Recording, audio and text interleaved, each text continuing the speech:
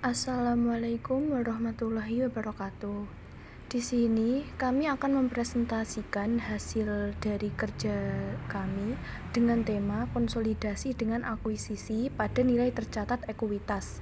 Akuisisinya dengan kepemilikan penuh yang disusun oleh Sylvia dengan NIM 4022000206 dan Zahratul Nur Afifah dengan NIM 4022000219. Di sini nanti kita akan mempelajari beberapa tema. Yang pertama, konsep dasar akuntansi konsolidasi dengan akuisisi pada nilai tercatat ekuitas. Yang kedua, menganalisis akuntansi konsolidasi dengan kepemilikan penuh. Dan yang ketiga, ialah nanti menyusun kertas kerja konsolidasi pada akuisisi dengan kepemilikan penuh. Pertama, prosedur konsolidasi. Berdasarkan PSAK 65 tahun 2014, laporan keuangan konsolidasian disebutkan bahwa investor mengendalikan investi ketika investor terekspos atau memiliki hak untuk imbal hasil variabel dari keterlibatannya dengan investi dan memiliki kemampuan untuk mempengaruhi imbal hasil tersebut melalui kekuasaannya atas investi. Salah satu implikasi dari investasi yang menyebabkan pengendalian investor terhadap investi adalah munculnya istilah entitas induk atau parent dan entitas anak atau subsidiari dalam hubungan antara investor dan investi. Induk perusahaan adalah entitas yang melakukan investor, sehingga memiliki hak pengendalian atas entitas lain, sedangkan entitas anak adalah entitas yang dikendalikan atau investi.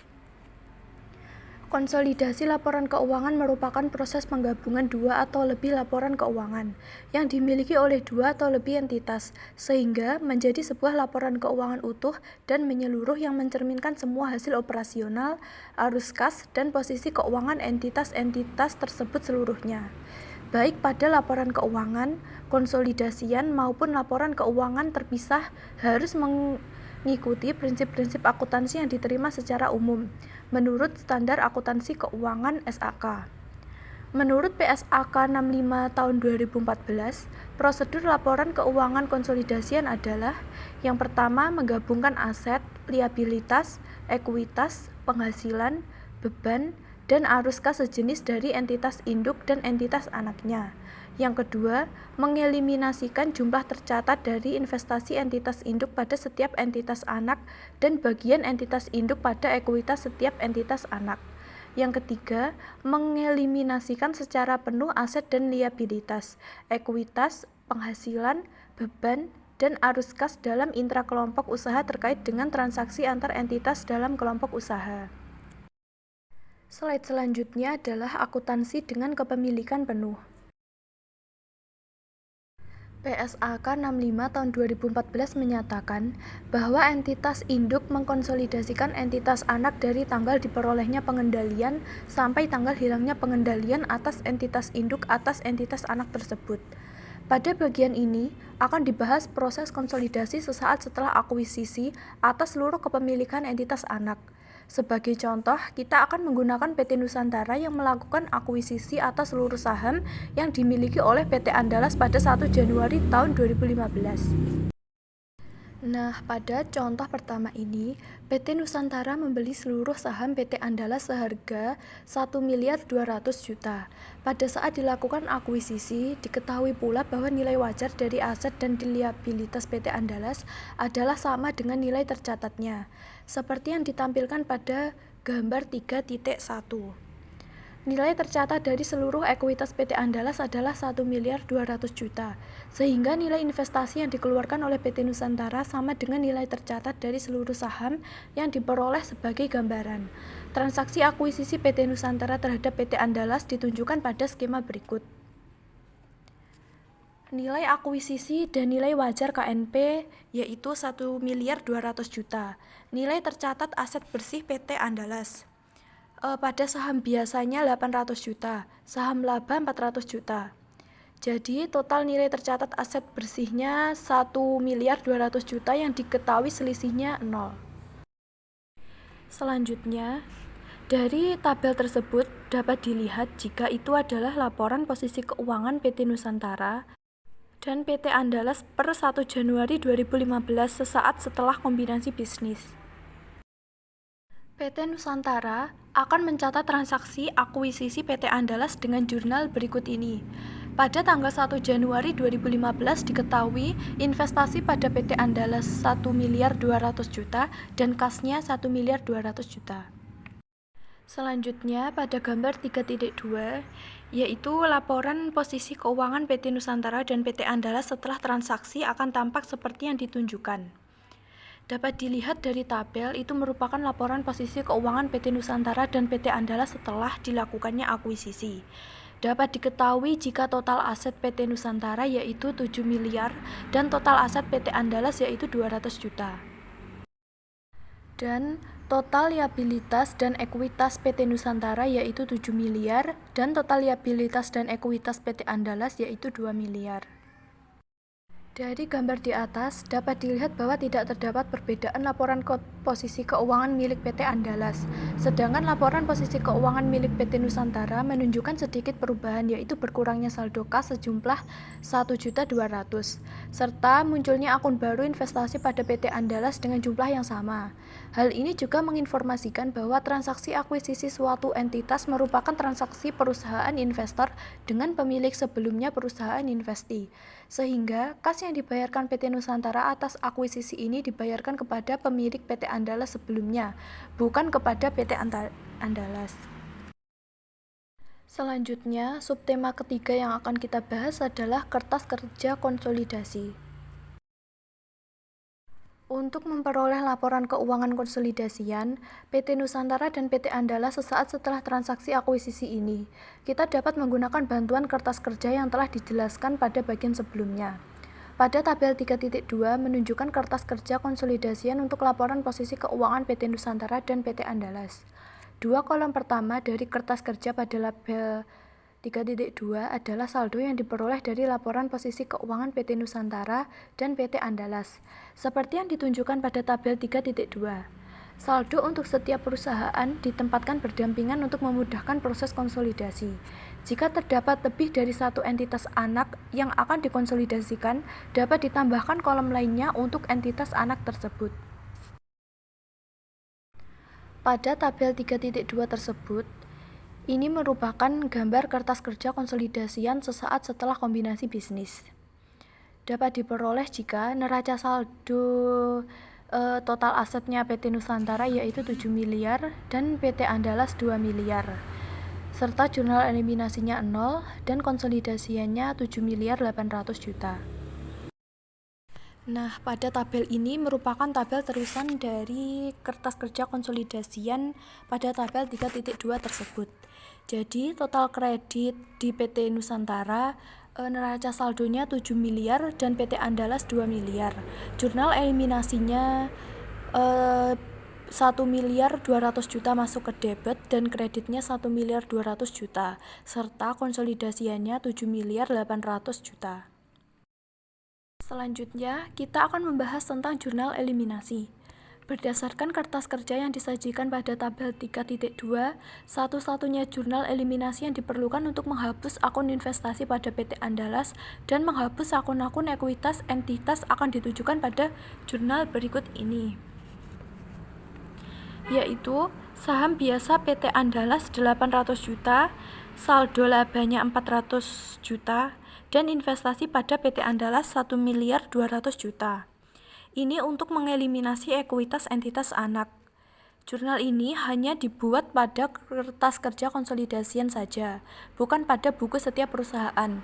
Akun investasi perlu dieliminasi karena dari sudut pandang konsolidasi, suatu perusahaan tidak dapat melakukan investasi pada perusahaannya sendiri, sedangkan akun-akun ekuitas entitas anak perlu dieliminasi karena ekuitas atau aset bersih entitas anak dimiliki sepenuhnya oleh entitas induk. Dapat pula dikatakan bahwa akun investasi pada buku entitas induk mencerminkan investasi induk atas aset bersih dari entitas anak. Selanjutnya, laporan posisi keuangan konsolidasian. Konsolidasian sesaat setelah kombinasi bisnis menghasilkan sebuah laporan posisi keuangan konsolidasian yang diperoleh dari kolom terakhir kertas kerja konsolidasian pada tabel 3.2. Pada gambar tersebut dapat dilihat jika PT Nusantara dan entitas anak laporan posisi keuangan konsolidasian per 1 Januari 2015. Terdapat beberapa transaksi dalam laporan posisi keuangan konsolidasian, yaitu konsolidasi pada periode setelah terjadinya akuisisi, kombinasi bisnis melalui pengakuisisian saham. Salah satu perusahaan oleh perusahaan lain memperkenankan setiap perusahaan yang terlibat dalam proses akuisisi untuk tetap berdiri secara badan hukum dan melanjutkan aktivitas operasional seperti biasa setelah terjadinya akuisisi. Hal ini berbeda dengan kombinasi bisnis melalui peleburan usaha yang mungkin menyebabkan salah satu atau seluruh entitas yang terlibat dibubarkan oleh hukum. Dalam proses konsolidasi sesaat setelah proses akuisisi, hanya dihasilkan sebuah laporan posisi keuangan konsolidasian yang menunjukkan posisi aset, liabilitas, dan ekuitas konsolidasian. Dan laporan posisi keuangan yang kedua yaitu laba rugi bersih konsolidasian, yang dijelaskan untuk menghitung pada prinsipnya sama dengan menghitung laba rugi bersih entitas individu, yaitu selisih antara seluruh pendapatan dan seluruh beban. Namun, dalam menyiapkan laba rugi bersih konsolidasian, hanya pendapatan dari pokok dari entitas individu yang diperoleh dari transaksi dengan pihak non-afiliasi saja yang akan disajikan dalam laporan laba rugi konsolidasian. Yang ketiga yaitu saldo laba dan dividen konsolidasian.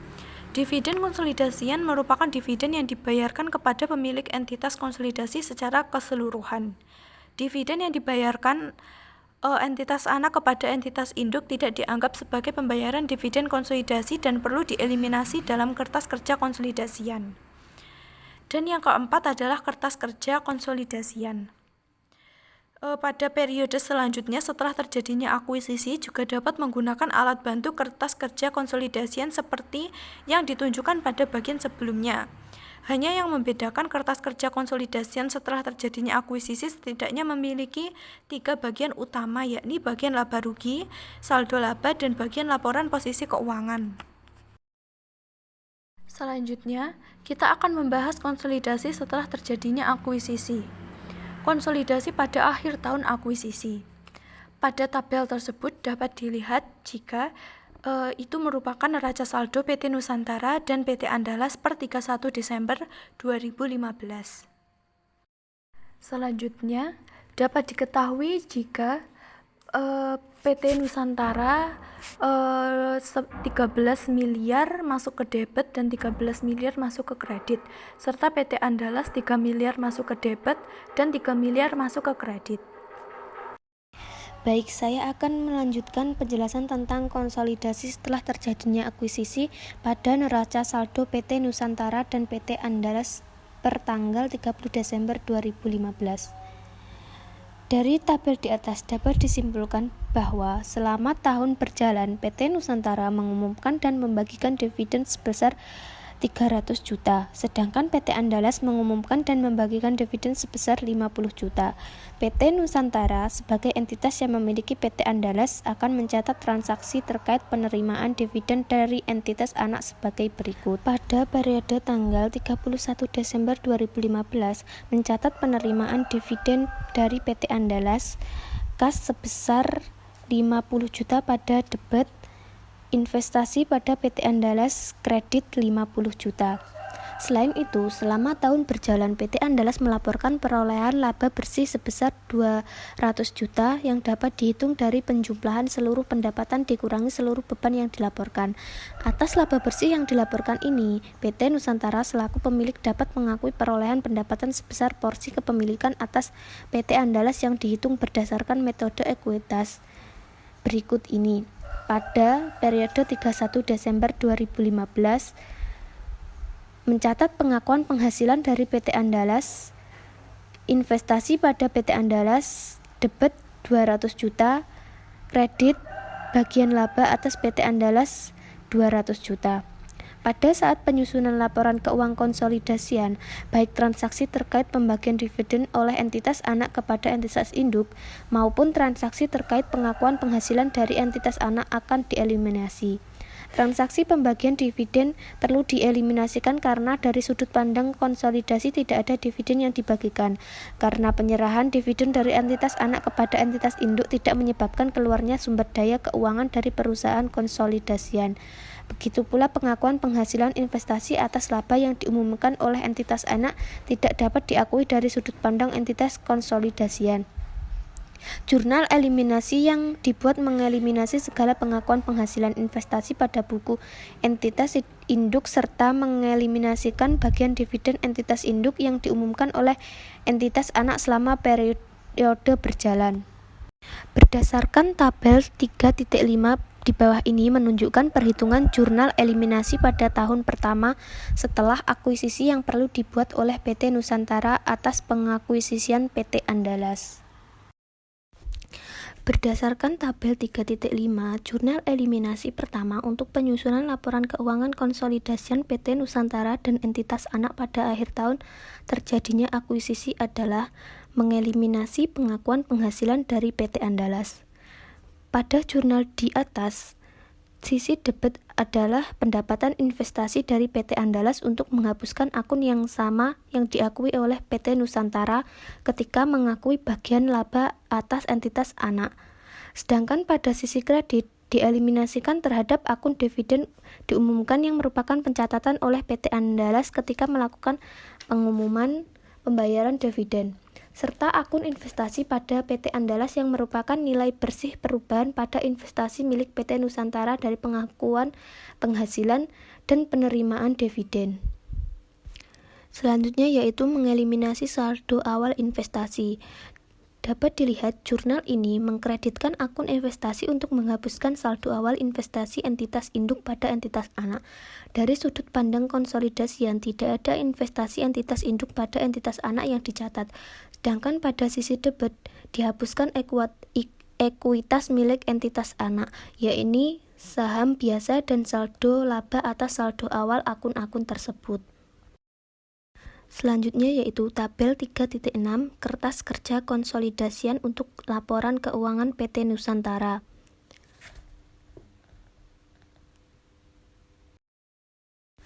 Dari tabel di atas dapat dilihat perhitungan laba bersih konsolidasian untuk PT Nusantara dan entitas anak adalah sebagai berikut. Laba bersih PT Nusantara sebesar 800 juta dikurangi penghasilan dari PT Andalas 200 juta ditambah bagian laba atas PT Andalas 200 juta. Jadi laba rugi konsolidasian sebesar 800 juta. Berdasarkan perhitungan tersebut dapat dilihat bahwa ketika entitas anak dimiliki sepenuhnya oleh entitas induk serta tidak ada penyesuaian komponen-komponen tertentu, laba rugi konsolidasian sama dengan laba rugi yang dilaporkan oleh entitas induk. Selanjutnya yaitu gambar 3.4. Terdapat laporan posisi keuangan konsolidasian milik PT Nusantara dan entitas anak. Dapat terlihat bahwa jumlah saldo aset maupun saldo liabilitas dan ekuitas merupakan nilai yang diperoleh dari kertas kerja konsolidasian yang sebelumnya disajikan pada tabel 3.6.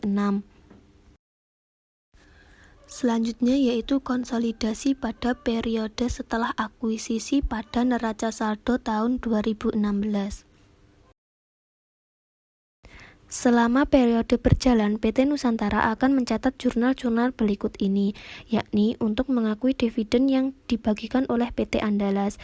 Yang pertama pada periode 31 Desember 2016, mencatat penerimaan dividen dari PT Andalas sebesar 100 juta.